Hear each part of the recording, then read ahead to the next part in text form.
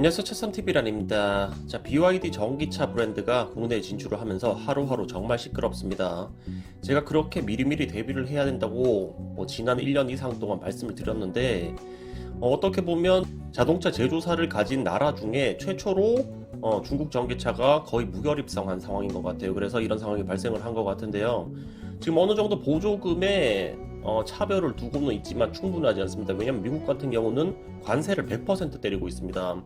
이 관세 100%가 뭐냐면 차량이 3천만 원에 들어오면 3천만 원을 세금으로 부과를 하겠다는 거예요. 그러니까 사실상 팔 수가 없는 상황을 만들어 버리는 거고, 유럽 같은 경우도 최대 45% 이상 부과를 하고 있습니다. 그러니까 3천만 원에 들어오면 거의 4,500만 원 정도의 시작가가 형성이 되는 거예요. 그러니까 또 팔 수가 없는 상황이 돼 버리는 거고, 그런데 한국은 기껏해야 몇백만 원 차이기 때문에 사실상 무혈입성을 한 상태다, 저는 이렇게 보고 있고요. 자, 오늘은 BYD의 C-라이언 7과 현대 아이오닉 5를 비교해 드리도록 하겠습니다. 사실 C-라이언 7은 모델 Y 킬러로 나온 거예요. 모델 Y와 전장, 전폭, 전고, 그리고 휠 베이스 거의 모든 부분이 유사합니다. 조금 더 나은 수준이고, 사실상 페이퍼 스펙만 놓고 본다면 주니퍼도 장담을 하기 힘든 상황입니다. 그런데 현재 제가 주니퍼 가격을 한 6,599만원, 6,499만원 그 정도로 예상을 드리고 있죠. 자, 지금 여기 보시면 C-라이언 7이 4,990만원 정도의 보조금 후에 들어올 것이라고 제가 예상을 드리고 있는데, 그러면 주니퍼랑 거의 1,200만원, 1,300만원 차이가 나버려요. 자, 그렇다면 과연 테슬라를 구입을 하시려던 분들이 이 C-라이언을 안 보실까? 이 부분 생각해 보시면 한 가지 포인트가 될 것 같고요. 자, 그러면 오늘 영상 시작해 보도록 하겠습니다. 자, 먼저 C-라이언 7 듀얼 모터고요. 풀옵션 기준입니다. 현재 예상 가격 BYD에서 발표를 했죠. 5,190만원 정도에 낼 것이다, 이렇게 발표를 했고요. 아이오닉 5는 듀얼 모터에 프레스티지에 파킹, 컴포트, 비전 이렇게 넣었습니다. 그래서 6,426만원이고요. 자, 다음은 2025년 기준 예상 보조금을 적용을 한다면 200만원 적용해서 4,990만원 정도, 아이오닉 5는 5,600만원 정도가 될 것 같습니다. 두 차량의 가격 차이는 600에서 650만원 정도 보시면 될 것 같고요. 사실 C-라이언 7이 모델 Y 킬러로 나온 차량이기 때문에 이 사이즈가 모델 Y보다 조금씩 더 좋아요. 그래서 아이오닉 5랑 비교를 한다면 한 체급 이상 차이가 납니다. 그래서 사실상 체급으로 비교를 하긴 힘들고, 휠베이스만 한 7cm 정도 아이오닉 5가 길다고 보시면 될 것 같고요. 자, 공차 중량은 2225kg, 2055kg로 아이오닉 5가 더 가볍습니다. 배터리는 C-라이언 7은 LFP BYD 배터리, 아이오닉 5는 SK NCM 배터리가 들어가고요. 배터리 용량은 C-라이언 7이 82.5kWh, 아이오닉 5가 84kWh가 들어갑니다.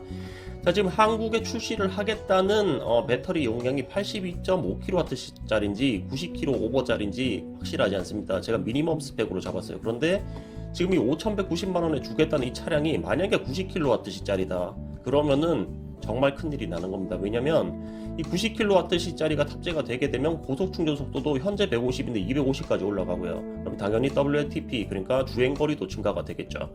자, 그래서 만약에 90kW 오버짜리를 5,190만원에 준다 그러면 정말 난리가 날 겁니다. 이 부분 앞으로 지켜보시면 좋을 것 같고요. 자, 최대 출력은 C-라이언 7이 514마력, 아이오닉 5가 302마력입니다. 비교가 안 되죠. 200마력 이상 차이가 납니다. 자, 그리고 최대 토크는 C-라이언 7이 70.4kgm/m, 아이오닉 5가 61.7입니다. 고속 충전 속도는 조금 전에 말씀드렸지만 150, 350으로 아이오닉 5가 유리하고요. 전압은 400V, 800V 시스템으로 보시면 될 것 같습니다. 자, 그리고 WLTP 주행거리를 보시면 456, 460으로 거의 비슷해요. 아이오닉 5가 조금 더 나은 수준인데 국내 인증 주행거리도 거의 비슷한 수준으로 보면 되겠죠. 그런데 C-라이언 7 같은 경우는 BYD 아토3를 보셔서 아시겠지만 BYD가 좋은 주행거리에 강한 것 같습니다. 그래서 아마 조금 뛰어넘을 수도 있지 않을까 그렇게 생각이 되고요. 제로백은 4.5초, 아이오닉 5가 5.2초입니다. 자, 과거에 질문 주셨던 내용을 한 번 더 말씀을 드리면 이 최대 출력은 훗발이 좋습니다. 그러니까 제로백이 0.7초밖에 차이가 안 난다, 왜 이렇게 적게 나느냐 이렇게 말씀을 하실 수 있는데요. 이 최대 출력은 훗발입니다.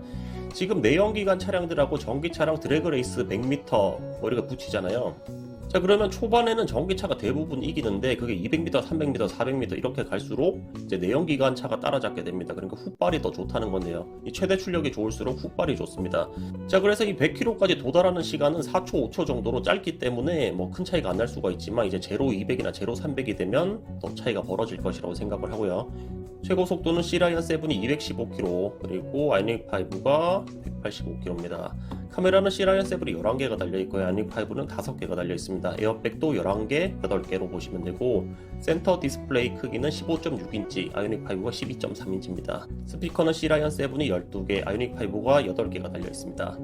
자, 에이다스 같은 경우는 둘 다 가능한데 현재 C라이언 7이 어느 정도 수준까지 구현을 했는지 모르겠어요. 왜냐면 제가 BYD 차량을 오랫동안 타본 건 아토3밖에 없는데 현재 여기 보시면 카메라도 11개가 달려있고 지금 레이더도 상당히 많이 들어갔다고 제가 확인을 했습니다. 그래서 에이다스 같은 경우는 아토3보다 상당히 개선이 됐을 거라고 생각을 하는데 제가 뭐 정확한 수준을 알 수가 없기 때문에 그냥 가능으로 표기를 해뒀고요. 자, 그리고 다음 OTA인데요. 일단 아이오닉5 같은 경우는 아주 일부 지원이 가능하죠. 그런데 C라이언 7 같은 경우는 BYD가 이 통신 인증을 받을지 안 받을지 모르겠어요. 그래서 그 부분은 좀 지켜봐야 될 것 같고요.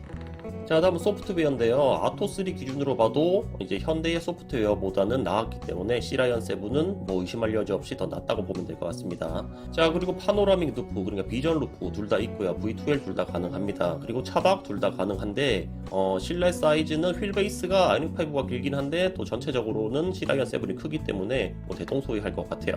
자, 그리고 끝으로 일반 보증 기간을 보면요. C라이언 7 BYD는 6년 15만, 그리고 아이오닉5는 3년 6만입니다.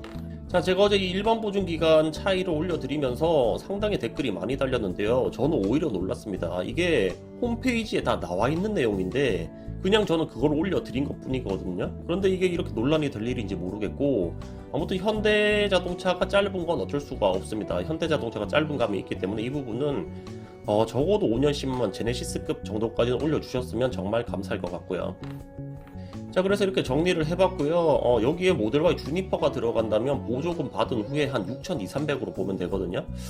그래서 그렇게 비교를 해본다면 아마 이제 여름쯤 되면 아주 박 터지게 난리가 날 것 같습니다. 자, 그리고 지금 저보고 BYD 전기차를 구입을 할 거냐, 아토3를 구입을 할 거냐 물어보시는데요. 일단 아토3 그리고 돌핀, 실은 저는 구입할 생각이 없습니다. 왜냐면 이제 이 C라이언을 기준으로 새로운 BYD로 탄생을 했다고 저는 생각을 하기 때문에 만약에 구입을 한다면 C라이언 7을 구입을 할 거고요. 지금 상당히 긍정적으로 검토를 하고 있습니다. 왜냐면 저는 어차피 차를 사서 오래 타지 않습니다. 테스트하고 뭐 6개월, 1년 타고 팔기 때문에 이 차량도 테스트 용도로 살 겁니다. 물론 샀는데 너무 좋다. 그럼 모델 Y RWD처럼 계속 탈 수도 있고 샀는데 정말 안 좋다. 그러면 제가 과거에 벤츠 E300을 샀을 때처럼 한 달 만에 팔 수도 있습니다. 그러니까 그 부분은 앞으로 한번 지켜보시면 될 것 같고요. 자, 그리고 끝으로 올해 무슨 전기차를 보고 있는지 많이 궁금해 하시던데요. 일단 기아 PV5 보고 있고요. 그리고 BYD C라이언 7 보고 있고요. 그리고 끝으로 테슬라의 모델 Y 주니퍼 이렇게 3대 보고 있습니다. 그래서 이 세대의 전기차 관련한 소식은 앞으로 꾸준하게 올려드리도록 하겠고요. 오늘 내용은 여기까지 하도록 하겠습니다. 차3TV란이었습니다. 감사합니다.